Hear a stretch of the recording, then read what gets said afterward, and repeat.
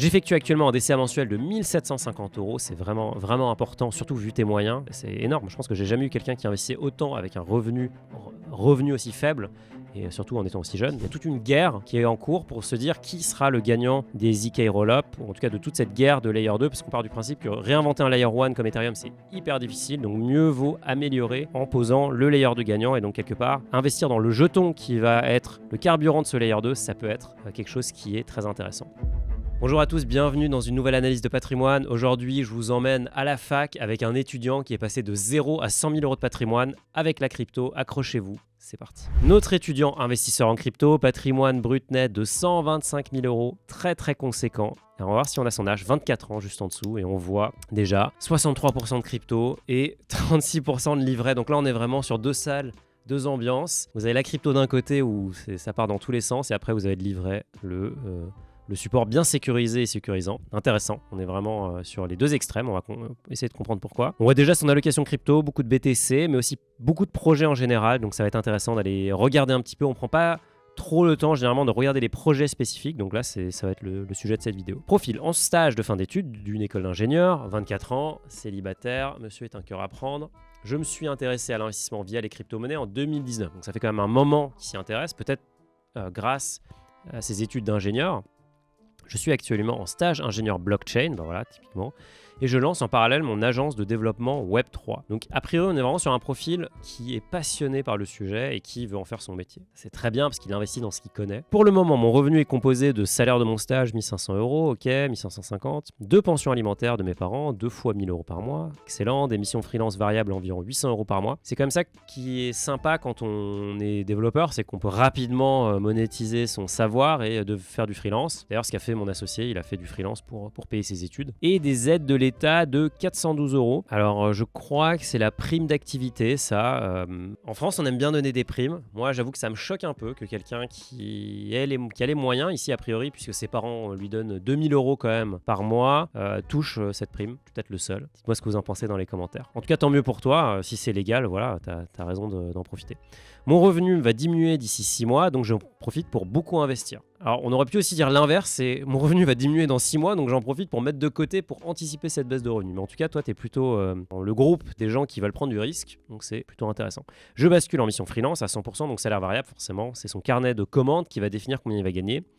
Diminution de la pension alimentaire à 600 € par parent, bah oui, ils ont compris que en fait, notre ingénieur, il pouvait s'en sortir tout seul. Fin des aides, ok, donc voilà, ça doit être ça lié à son stage. Après mon stage, je vais partir en Thaïlande pour 6 mois minimum, car je veux devenir digital nomade. Bon, qu'est-ce que c'est digital nomade pour ceux qui ne connaissent pas? Il n'y a pas vraiment de terme, enfin de définition claire, mais en gros, l'idée, c'est de travailler dans un endroit sympa, sous les cocotiers, en Thaïlande, voilà.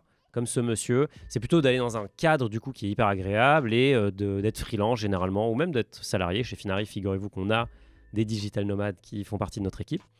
Et donc ça, c'est vraiment intéressant et ça permet d'avoir une vie loin de la métropole et loin des grandes villes. Donc ça peut être cool. En tout cas, super que tu aies ce projet-là. Je vise un revenu passif de 4 000 € par mois pour devenir barista fire entre 30 et 35 ans, donc dans 9 ans, dans 6 ans bientôt, donc ça va très vite. Entre 6 et 11 ans, ok. Et me concentrer uniquement sur des projets blockchain qui me passionnent, ok. Donc Barista Fire, qu'est-ce que c'est? C'est en gros le Fire. Le principe, c'est d'être financièrement indépendant, mais avec une certaine notion de privation, parce qu'on va vraiment essayer d'investir au maximum. Et on va après essayer de juste avoir ce qu'il faut pour vivre décemment. Mais du coup, on va pas pouvoir faire des gros excès. Typiquement, je sais pas, vous aimez le ski, vous voulez aller au ski. Le Fire, il va tout de suite devoir se serrer la ceinture. Le Barista Fire, c'est de dire...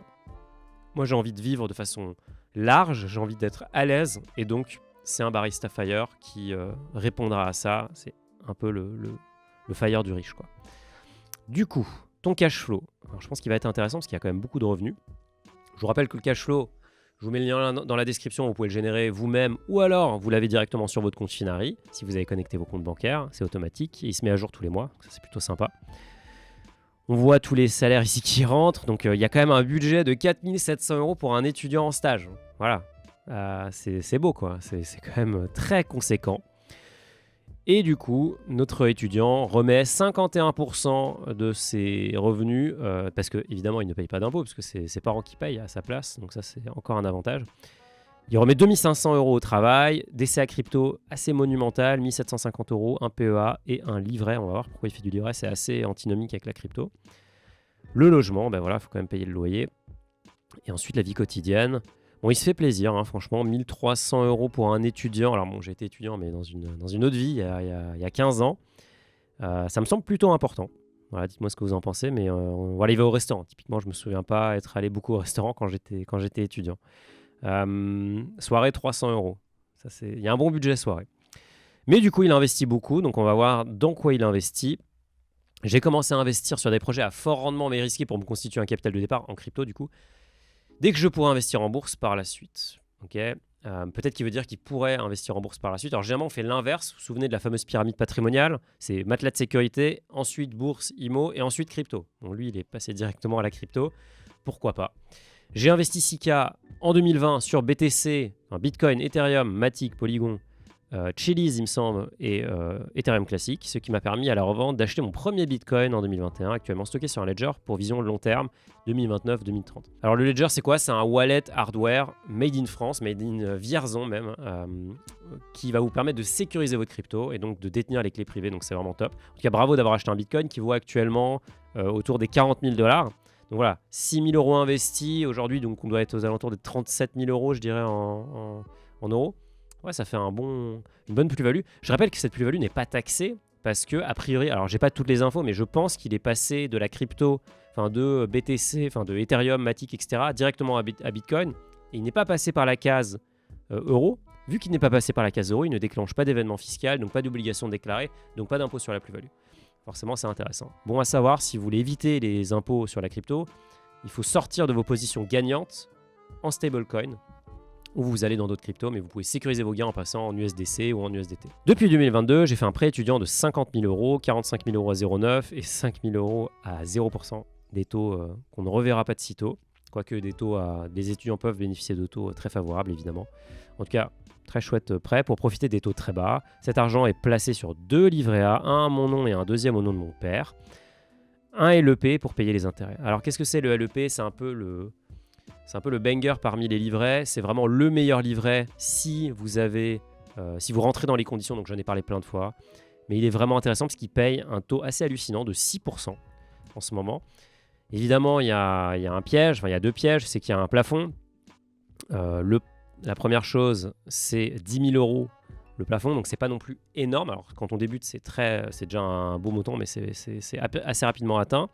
Et surtout, ça va dépendre de vos revenus. Donc on va voir là, en fonction de si vous vivez en métropole ou en outre-mer, eh bien il faut gagner moins de 22 000 € si on a une part fiscale. Donc là, a priori, je ne sais pas exactement ton schéma, mais tu as le droit de l'ouvrir, donc tant mieux pour toi. De toute façon, la banque te dira quand tu n'auras plus le droit de l'avoir.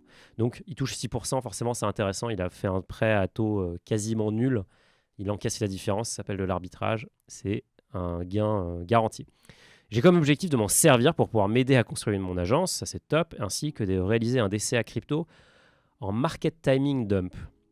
Ok, alors je trouve que la logique de DCA et market timing est un peu antinomique. Le principe du DCA, c'est de dire on va investir à intervalles réguliers, par exemple toutes les semaines.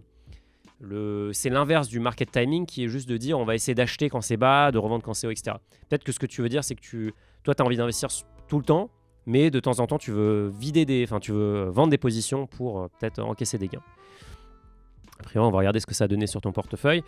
J'effectue actuellement un DCA mensuel de 1750 €. C'est vraiment, vraiment important, surtout vu tes moyens. C'est énorme. Je pense que j'ai jamais eu quelqu'un qui investissait autant avec un revenu aussi faible et surtout en étant aussi jeune. Donc, bon, je ne vais pas toutes les lister, mais les gros, c'est Ethereum, Matic. Ce qui est intéressant, c'est qu'il n'y a pas d'investissement en Bitcoin. Peut-être que ta position te suffit, ton fameux Bitcoin que tu stockes sur un Ledger, mais très grosse position autrement. Et pas mal de projets, on va regarder ce que ça donne, parce qu'il y a des projets assez intéressants. Je mets également 200 € par mois dans un PEA Fortuneo, mais je n'ai pas encore de réelle stratégie. J'aimerais partir sur 2-3 ETF, MSCI World, Lixor MSCI World et PEA Amundi MSCI Emerging Asia. Donc là, ce qui est intéressant, c'est que premier ajustement qu'on pourrait faire, c'est qu'a priori, c'est exactement les mêmes ETF. Alors, il y a juste une notion de core et de non-core, mais c'est pas très important. De toute façon, Amundi a racheté Lixor, donc les deux vont fusionner à terme, ou en tout cas, les deux, il y en a un qui va disparaître, le Lixor certainement. Donc peut-être que là, tu peux harmoniser, avoir 2 ETF, c'est très intéressant. Tu as d'une part le MSCI World et de l'autre part le MSCI Emerging Asia. Tu pourrais faire un peu mieux en prenant le MSCI All Countries, enfin le World All Countries. Il n'y en a pas malheureusement sur PEA. Donc là, c'est une bonne façon de s'exposer au monde des pays développés et au marché émergent. Donc d'avoir une allocation qui est assez raisonnable avec un petit peu de risque quand même sur l'émergent, c'est assez intéressant. Quel est ton avis sur ma stratégie ? Je vais te le dire quand je regarderai ton portefeuille. Je ne fais pas encore de DeFi, mais aimerais commencer pour me créer un revenu passif. Quels seraient vos conseils pour commencer ? On va regarder ce qui est intéressant en DeFi en ce moment. Que penses-tu des prochaines L2, Layer 2, je vous expliquerai ce que c'est, qui vont être sur la technologie ZK Rollups. Je vous expliquerai aussi ce que c'est. Existe-t-il des secteurs ou des tendances émergentes en crypto, Layer 0, Layer 2, IA, tokenisation, que je n'ai pas encore pris en compte dans ma stratégie d'investissement. Donc beaucoup de questions, on va essayer de répondre à tout ça. Du coup, on se retrouve sur son patrimoine, sur Finari évidemment, lien dans la description si vous voulez aussi suivre votre patrimoine à votre tour. Le PEA Fortuneo, le classique. Ah bah tiens, il a plus le emerging, peut-être qu'il l'a vendu, mais en tout cas, il n'avait que du world. Donc là, clairement, avoir 2 ETF qui répliquent le même indice, ça ne sert à rien. Je vois des gens qui disent que ça permet de diversifier le risque sur l'émetteur. Alors oui, c'est vrai, mais là, c'est pas vrai, parce qu'en fait, Amundi et Elixir font partie de la même maison maintenant. Ça pourrait être vrai, mais honnêtement, je ne pense pas que ce soit un sujet quand on commence à investir, de diversifier le risque d'émetteur, parce que c'est un risque qui est tellement faible. Je veux dire, si BlackRock fait faillite, on aura d'autres problèmes, parce que c'est le plus gros gérant mondial, on aura d'autres problèmes que ça. Donc, c'est pas un sujet que je regarderai. Alors, le livret, il nous l'a dit, il y a du LEP, alors on n'a pas les détails, mais c'est LEP livret A. D'ailleurs, je me pense que le compte d'épargne ici, c'est ça le LEP, mais il n'est pas au max, puisque le plafond a augmenté. Le plafond a augmenté très récemment, il était à 7005, il est passé à 10 000. Donc peut-être qu'il y a une opportunité pour toi d'augmenter ton placement sur ton LEP et pour profiter des 2500 € en plus que tu peux aller chercher. Ça pourrait être intéressant. Et d'ailleurs, d'abord, pour ton DCA, aller chercher dans ton livret A avant d'aller évidemment taper dans le LEP, qui doit être le livret de dernier ressort, parce que c'est celui qui produit le plus, il produit 2 fois plus d'intérêt que le livret A. Pardon. Du coup, la crypto, alors tu as un super portefeuille qui est donc plutôt positif. Alors là, on n'a pas toute la performance malheureusement, parce que tu as créé ton compte Finari après d'avoir commencé à investir. Mais on voit quand même que c'est du solide. On regarde les différents supports. C'est intéressant que tu parles du ledger à long terme. Je pense que c'est littéralement comme un coffre-fort en fait. Tu t'es dit, voilà, ce ledger, je ne vais pas y toucher. Donc d'ailleurs, tu as exactement un bitcoin. Donc tu feras partie des 20... Ce bitcoin fait partie des 21 millions de bitcoins qui seront disponibles à terme. Il n'y en aura pas plus, mais en tout cas, c'est déjà une belle perf d'avoir ça à 19 ans. Franchement, bravo. Du coup, ta plateforme principale, ça a l'air d'être BitGet ou BitGet, que je ne connais pas. On va aller voir. Enfin, je connais 2 noms, mais j'avoue que je n'ai jamais utilisé. Un acteur émergent qui a l'air de plutôt bien marcher. Il y a même un film qui est sorti avec Messi. Voilà, incroyable. Il y a des belles choses sur BitGet. Alors, je rappelle que je ne sais pas où ils sont, BitGet. On va regarder. Licence réglementaire. C'est pas une plateforme qui est enregistrée en France. Donc, ce n'est pas un PSAN au sens AMF du terme. Donc, ce n'est pas un prestataire de services en actifs numériques. Donc, gardez juste ça en tête quand vous investissez. Il faut évidemment que... D'ailleurs, là, je ne vois pas très bien. Donc là, il nous dit sur la page conformité, il ne parle pas vraiment de la licence qu'ils ont, parce que je n'en vois pas. Alors, peut-être qu'ils ont une licence. Je ne suis pas sûr. Ils ont le droit d'opérer en Europe, mais ils n'ont pas le droit de faire de la pub. Ils ont le droit de faire ce qu'on appelle de la reverse solicitation. Les gens, vous avez le droit de vous inscrire sur ce site. Mais attention, il y a une liste de PSAN en France, dont fait partie Finari d'ailleurs, sur laquelle, en fait, cette liste, c'est tout simplement les acteurs qui sont enregistrés par l'AMF. Et donc, c'est aussi un gage de qualité, puisque c'est des gens qui ont été... dont on a validé les pratiques. À garder en tête, si vous voulez investir en crypto, privilégiez quand même un acteur enregistré en France à minima pour être sûr que vous ne soyez pas sur le prochain FTX. Je ne dis pas que ce sera le cas de BitGet évidemment, mais bon, c'est un risque quand même à prendre en compte. Alors du coup sur les projets, c'est intéressant, tu parlais de DeFi, le plus gros token dans ton patrimoine, c'est AAV. Alors AAV, pour ceux qui ne connaissent pas, c'est vraiment hyper intéressant parce que c'est un peu la plateforme, le supermarché de la DeFi. Et concrètement, ce que ça va vous permettre, c'est d'aller générer des rendements. Alors on va voir, là j'ai pas connecté de wallet évidemment, mais voilà, si je peux le faire. Donc en fait, vous allez pouvoir, via votre wallet, générer du rendement et in fine, vous générez du coup des revenus passifs en crypto évidemment. Mais c'est assez intéressant et surtout c'est décentralisé. Vous pouvez faire exactement la même chose sur une plateforme centralisée comme Binance par exemple ou Coinbase. Mais ici, vous allez pouvoir vraiment détenir vos actifs. Enfin, vous allez passer directement par votre wallet. Vous avez quand même un risque qui est le risque de smart contract, donc le risque qu'il y ait une faille dans le contrat dans lequel vous déposez vos cryptos. Mais vous pouvez déposer des Ethereum et en ce moment, les taux sont variables évidemment. Mais ici, Supply, si vous déposez des jetons Ethereum, vous touchez 1,5%. USD, de l'USDC 7,74, etc. Donc c'est quand même assez intéressant. Ça vous permet, si vous avez l'habitude d'utiliser un wallet comme un MetaMask, de faire travailler vos cryptos et donc d'aller générer un rendement en gardant bien sûr en tête qu'il y a toujours un risque et qu'il y a beaucoup de protocoles qui sont fait hacker. Aave a eu des difficultés par le passé, mais c'est vrai que c'est un des acteurs les plus gros et on voit aujourd'hui il y a 7 milliards d'euros, enfin de dollars, de crypto qui ont été déposés sur Aave. Donc ça montre quand même l'importance qu'on accorde à ce marché et la solidité qu'il a. Qu'est-ce qu'il y a d'autre comme projet ? Il y a des stablecoins qui, eux, permettent en fait d'attendre quelque part que la crypto baisse pour pouvoir rentrer plus bas et donc de sécuriser, enfin en tout cas de ne pas être exposé à la volatilité. Encore une fois, il y a aussi un risque sur les stablecoins puisqu'ils sont backés par un émetteur comme Tether ou Circle ici pour l'USDC.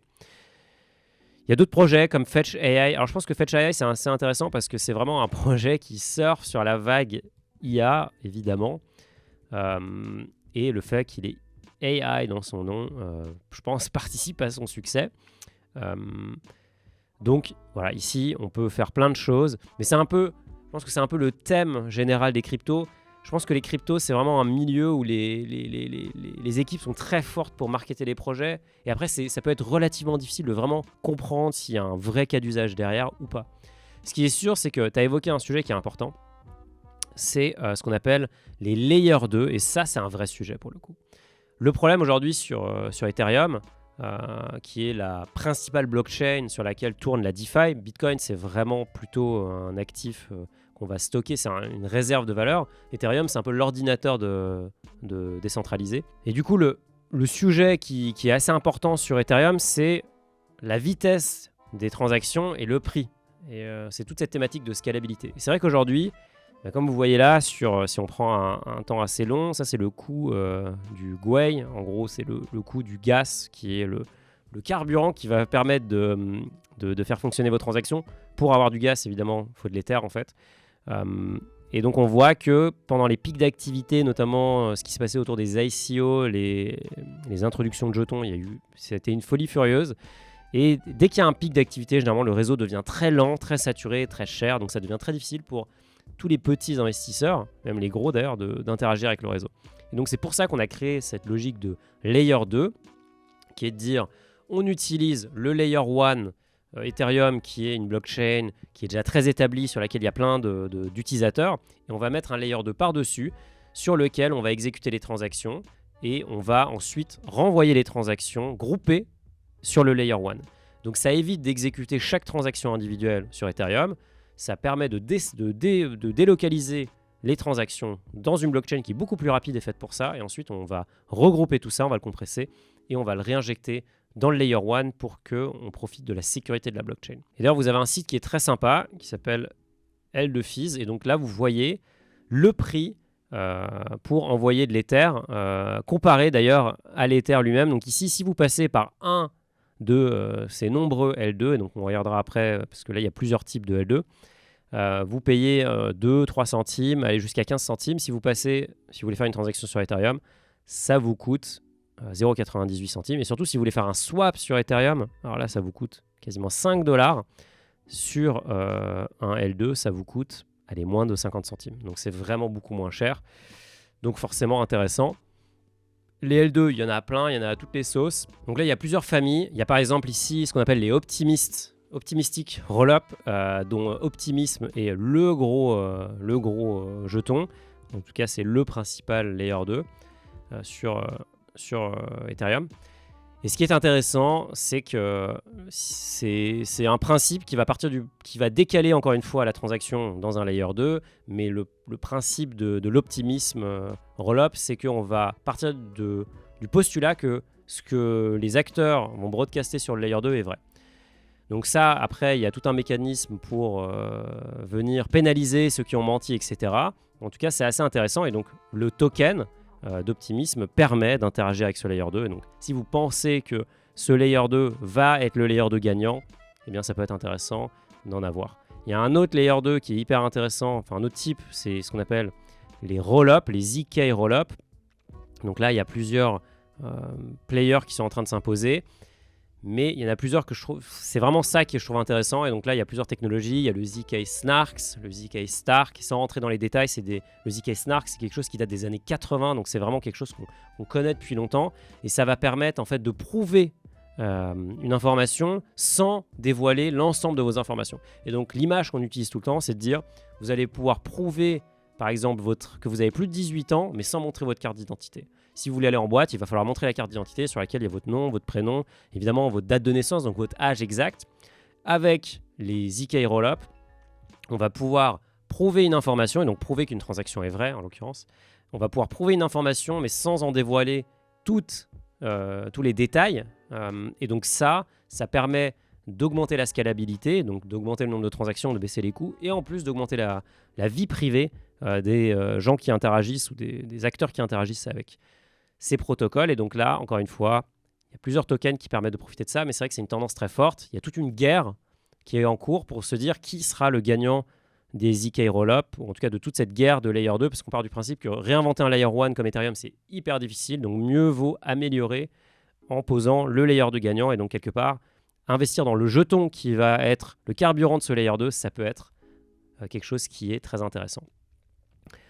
Pas mal de projets. Moi, je trouve que en crypto, ce qui est intéressant, c'est d'avoir des convictions fortes. Et donc, typiquement, je trouve que tu as des convictions très fortes sur Bitcoin.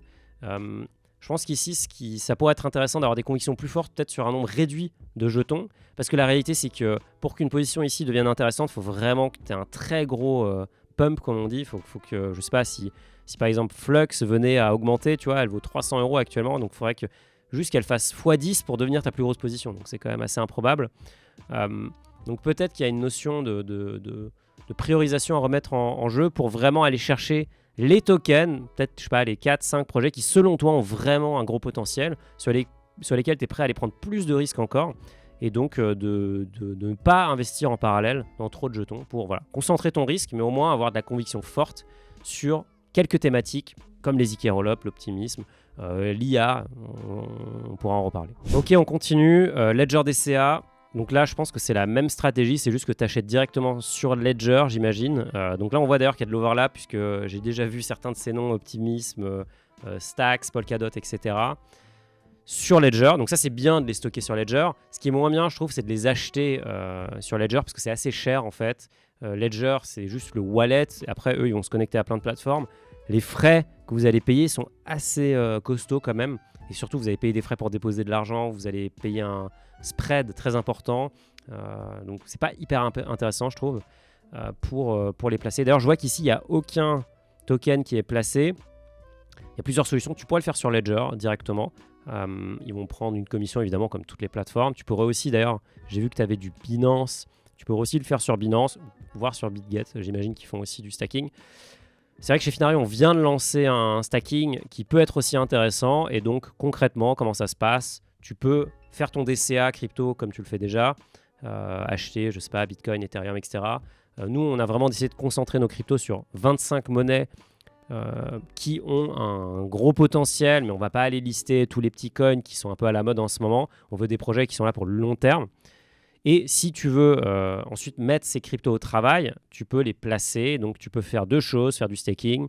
Donc, comme je t'ai montré tout à l'heure, sur AAV. Donc là, ça sera juste via Finari. Ce ne sera pas décentralisé. C'est nous qui allons gérer ça. Ou tu peux aller prêter aussi tes bitcoins et tes stablecoins comme l'USDC et l'USDT. Et donc, tu peux générer, voilà, ça va de 2 à 4,5%. Et les revenus sont versés tous les jours pour Bitcoin, tous les mois. Et pour les stablecoins aussi, et tous les mois pour Ethereum. Si vous voulez découvrir ça, ça se passe sur l'appli. Ça peut être intéressant si vous voulez aller si vous voulez aller vraiment facilement vous mettre au travail. Si vous voulez aller maximiser vos gains, le mieux, c'est d'aller directement en DeFi, mais forcément, il y aura un peu plus de friction, il faudra utiliser son wallet, etc. Ça peut être aussi une solution super intéressante. Du coup, pour revenir à ta question, quel est ton avis sur ma stratégie ? Je trouve que tu as acheté ton Bitcoin, tu vois, tu as fait des super investissements. Maintenant, je te trouve quand même très éparpillé, peut-être recentré sur des coins sur lesquels tu as vraiment une conviction forte. Je pense qu'aussi, là, maintenant, il s'agirait d'aller sécuriser une partie des gains pour aller sur des actions. Et vu que tu as tout ce stock de livrets, peut-être que tu pourrais aller investir dans ton PEA, qui est très loin du plafond. Tu as encore beaucoup de marge, donc ça pourrait être intéressant. Et la DeFi, je t'ai montré AAV, il y a aussi Lido que tu pourrais aller regarder, c'est intéressant.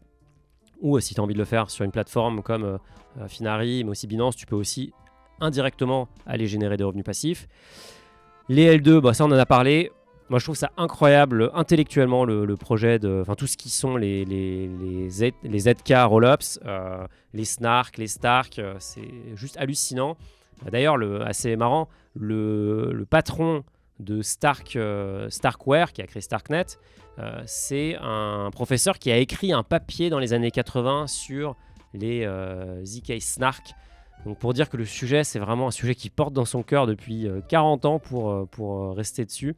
Et quelque part, il le réalise maintenant. Donc c'est assez passionnant. Maintenant, de là à dire quel coin va profiter le plus de cette hausse, franchement, comme on dit, do your own research. Il faut que vous alliez creuser. Mais ça qui est beau en crypto, toute l'information est disponible.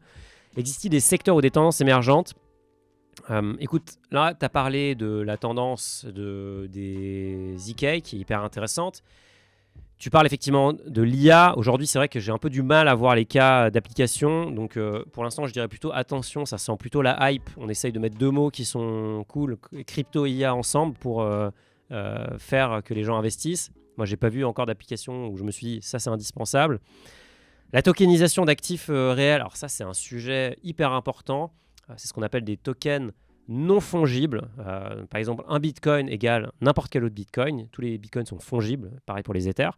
Un token non fongible, c'est un token qui est unique parce qu'il est rattaché à un bien. Et donc, on pourrait très bien s'imaginer que demain, un immeuble sera tokenisé, une voiture sera tokenisée. Il y a déjà eu des expériences, mais c'est vrai que ça n'a pas encore pris de l'ampleur. Et il y a beaucoup d'acteurs institutionnels qui s'intéressent à ça. Donc, ça pourrait être intéressant, effectivement. Les layers 0, alors c'est quoi les layers 0 ? C'est aussi intéressant, c'est ce qu'il y a en dessous du layer 1. Bitcoin, Ethereum, c'est des layer 1. Les layer 2, on en a parlé, ça peut être les ZK Rollup. Et les layers 0, c'est les outils qui permettent de développer la blockchain. Et donc, par exemple, là, il y a Cosmos qui fait ça. C'est intéressant. Avalanche aussi, d'ailleurs, est un layer 0. C'est intéressant, encore une fois, très difficile de savoir ce qui va émerger. Je pense que, vu ton profil, tu as vraiment un intérêt très fort à investir du temps dans la recherche et te faire des convictions et te forger tes convictions. Et c'est ça que j'aime bien dans la crypto, moi. C'est que nous tous, ici, on a une opportunité incroyable, c'est d'investir dans les meilleurs projets avant que les banques, avant que tous les acteurs financiers traditionnels investissent. Et ça, c'est l'inverse du monde financier habituel, où évidemment, quand une action, par exemple, quand une IPO est faite, une introduction en bourse, il y a déjà eu énormément d'investisseurs sophistiqués qui sont passés sur le dossier et qui ont pu rentrer, sortir, etc. Donc nous, on arrive vraiment en bout de chaîne. Ici, en crypto, on arrive en début de chaîne, donc c'est vraiment une chance incroyable. Il y a un dernier point sur lequel je voulais revenir, c'est ton projet d'être Barista Fire, qui est vraiment un top projet. Et donc d'avoir 4 000 € par mois d'ici 5 à 10 ans. Donc tu vois, j'ai juste pris un simulateur que j'ai trouvé au hasard. Et en fait, en mettant que je voulais obtenir 4 000 € par mois et que mon capital allait produire 5% d'intérêt, il faudrait que j'ai 960 000 €. En gros, il faudrait que j'ai 1 million d'euros, hors fiscalité, hors tout, de patrimoine. Donc c'est énorme. Là, aujourd'hui, tu as 120 000 €, sachant que tu as un emprunt dessus. Donc en fait, en patrimoine net, tu es plutôt... t'es à 70 000 € aussi. Donc tu vois, t'es quand même assez loin de ça. Il faudrait que tu fasses x15 dans l'histoire. Ça me semble assez irréaliste, sauf à toucher le jackpot sur une crypto, mais bon, ça c'est du casino. Ou alors avec ta boîte, générer énormément de revenus. Ça, c'est beaucoup plus contrôlable et ça, c'est clairement quelque chose qui rentre entre tes mains. Ça me semble pas faisable là dans l'immédiat. Mais ce qui est sûr, c'est que ta trajectoire, elle est vraiment impressionnante. Si tu continues à travailler avec ton agence, à investir dans les projets crypto que tu comprends, à développer aussi ton savoir pour trouver les prochains projets qui pourront exploser, à monétiser ton savoir pour pouvoir demander des taux horaires si tu fais du freelance plus élevés, tu as toutes les clés en main Peut-être pas pour devenir barista fire dans 5 ans, peut-être pas dans 10 ans non plus avec 4 000 euros de revenus passifs, mais en tout cas, dans 15-20 ans, j'y crois carrément. Donc j'espère que ça t'a aidé, j'espère que ça vous a aidé, que ça vous a inspiré de voir quelqu'un qui fait de la crypto. C'est des profils qu'on voit un peu moins sur Finari, mais c'est intéressant de voir qu'il y a plein de choses. C'est un monde complexe, mais c'est un monde aussi très intéressant. Si vous voulez que j'analyse votre patrimoine, vous postulez, le lien il est dans la description. Tous les dimanches, j'analyse un profil comme celui-ci. Je vous souhaite des bons investissements, amusez-vous bien sur la blockchain, mais faites quand même attention et je vous dis à très vite. Ciao.